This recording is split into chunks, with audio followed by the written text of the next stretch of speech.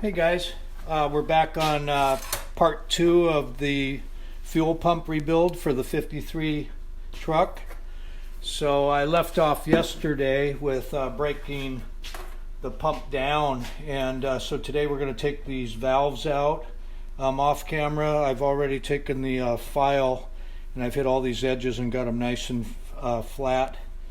All the sides, I got the shavings kind of in here, but I'm going to knock these valves out and then clean these, clean this body off real good, and then we'll start putting in the new valves. So I'll start to take a couple of these valves out here. I'll probably do one or two of them, and then I'll, go off camera and take some more out. So we're just gonna start knocking some of these valves loose here. There's one right there, and then this guy here, just get underneath this, pry it up. Oh, this guy here, we can come underneath here and knock it up. And turn this guy around, just knock it. This one here is available from this side, so just go ahead and save ourselves some trouble and knock it out. There we go, that one's out. So you notice here that there's a larger hole here than here. So you know that the pressure side, the suction side rather, goes down there. And on this one here, it doesn't allow room for the suction side to go down, so it has to go up. So it can only go in one way with them.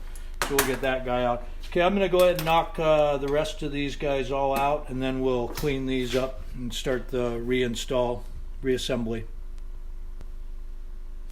Okay guys, so I got everything all cleaned out. I went ahead and flattened all these out with the file. Got all this. I had to come in here a little bit right in there because these have been dimpled over a little bit to keep the seals in, so I want to make sure the new ones went in good.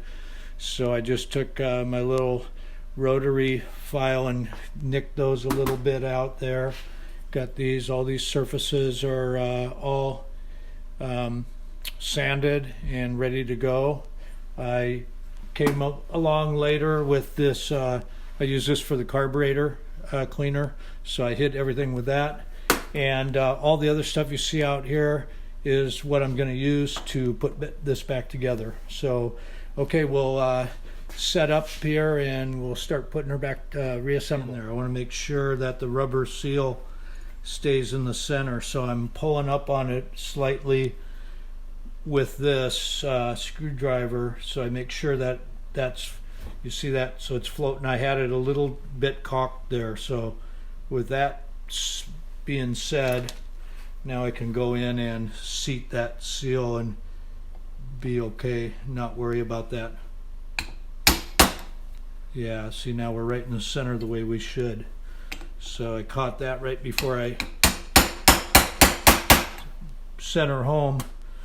Okay, so now we got that seal in there, so now we're going to come by here and we're just going to bend the casting over just a little bit to keep that seal from wandering out of there. Just give her a little tap like that.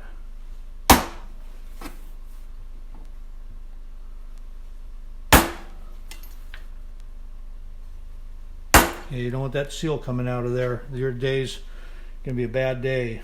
Okay, so we got that tapped over there. We'll give her one more right here. There we go. That'll hold her in there. Okay, so now we'll come in here and we're gonna set our little O-ring in here.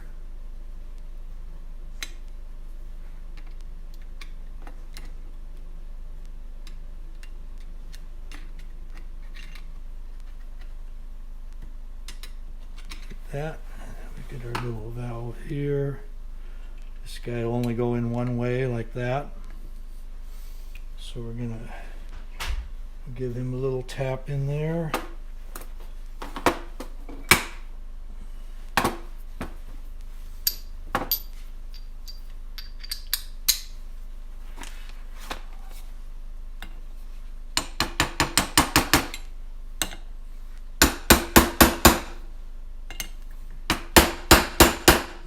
run him home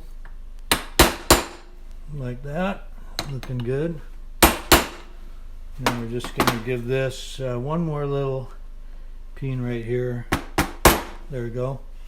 Just keep that guy from wandering out. We can actually take a little punch like this and just give her a little bit there. That'll just keep that casting from wanting to pop out there.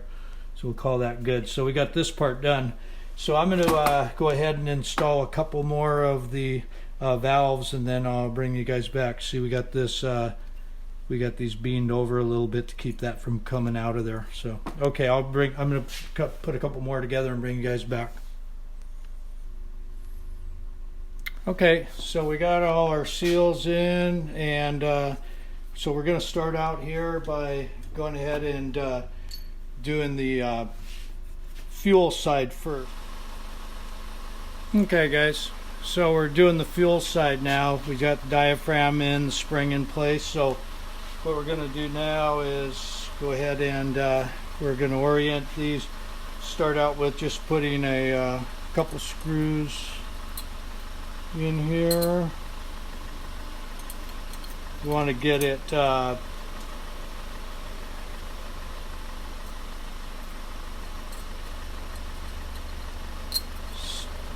started here.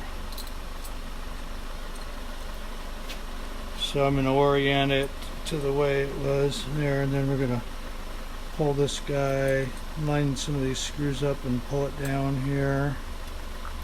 Going to get a couple of these screws started in here.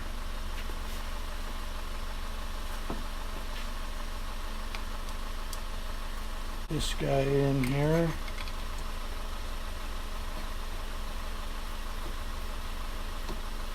Take them, two of them opposite of each other, about halfway down, and then I'll go ahead and put all the rest of these screws in around here. Just get them started a little bit.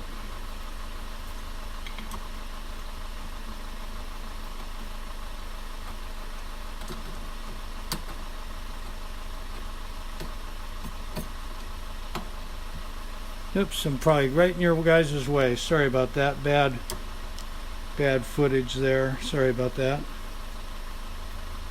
Okay, so now we're going to do the most important part of this whole deal here. Is we got to preload the diaphragm here. So we want to pull this all the way up, and you see how the top's still loose. We're going to go ahead and start snugging down with the diaphragm totally loose. If you don't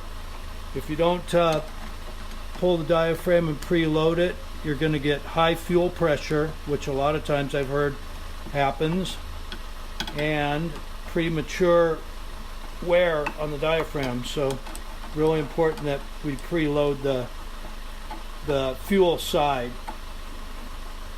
We could get 4 of them started and be okay, but we're going to go ahead, and I'm going to be extra safe here and just run them all the way down with it loaded. There we go. So now we got our diaphragms preloaded. Go ahead and put our other gasket in here.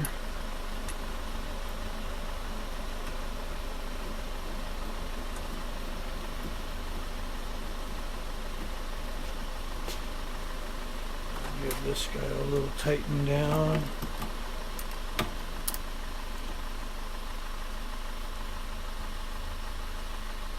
Snug that down. Okay. Now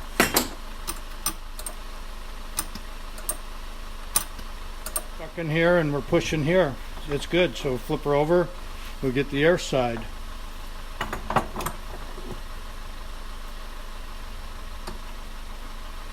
So we want to go ahead, and I'm going to drive some seals in real quick. Seal right there.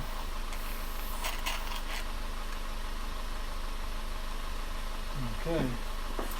Now we're just going to drop our diaphragm down to about the quarter position, and should be able to just rotate it around. We just pull this. There we go. There we go, right there. So go ahead and set this guy in place here. Need our big spring and retainer. And we're going to run a couple of these guys started on here. This is the heavy spring, so we just go two opposite of each other on this one.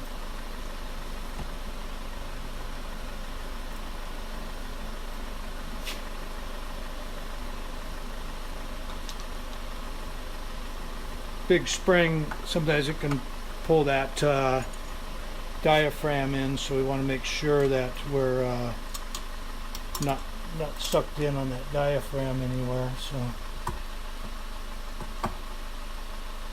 go ahead and hold this guy in place here. Run this halfway down like that, just to kind of catch her.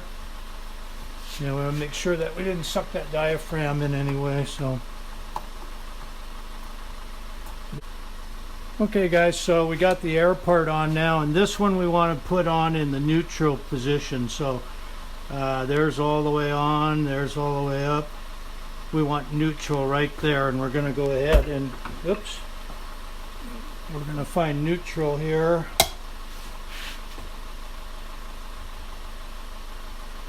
Right there, and we're going to go ahead and tighten these guys up in neutral position. I'm going to get at least two of them across from each other, probably four of them opposed to each other, and then we'll be pretty good. But again, I may just go ahead and run them all down here.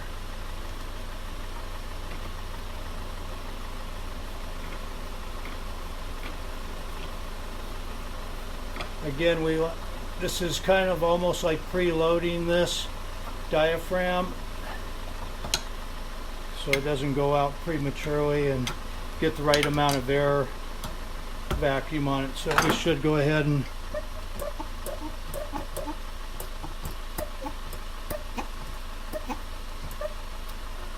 oh yeah, okay, good.